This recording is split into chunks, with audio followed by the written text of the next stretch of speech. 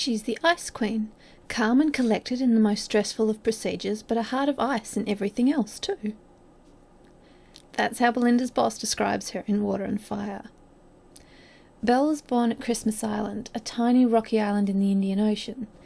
It's been described as the crabbiest place on Earth because its millions of crab inhabitants outnumber the human population of around 2,000 people. An isolated crabby rock? Well, that's one description of Belinda. Her name means beautiful serpent or dragon, and she comes across as cold, distant and unfeeling, or at least at first. She has good reason for it. It takes a considerable amount of alcohol and chocolate before she admits to a work colleague, "I was pregnant once, and my baby was stillborn. I wanted her so much, but she didn't survive the birth. I thought that if maybe I studied to be a midwife, I could help other mothers to avoid a similar tragedy."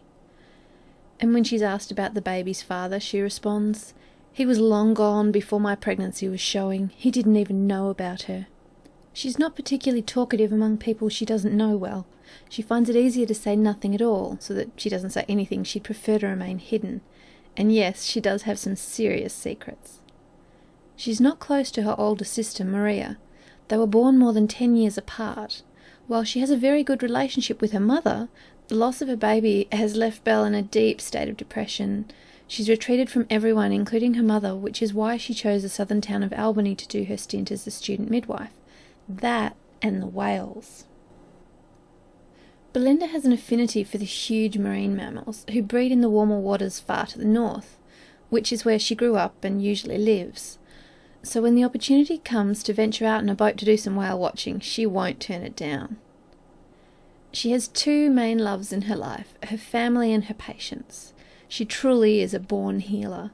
She'd do almost anything to save a patient, and you see this in the opening scenes of Water and Fire. But all that pales in comparison to what she'd do for her family. She'll set aside everything she wants and everything else in her life for her family. I found her a bit chilly myself at first, until I got to know her a bit better. Once I knew her secrets, she became one of my favourite female characters, and one I'd really love to give a happily ever after, if only she'll let me do it. Belle's in Water and Fire, but she also pops up in some of my other books. Now, you know I don't do spoilers. You're welcome to check her out in Water and Fire, and I think you'll know a few of her secrets by the end of that too.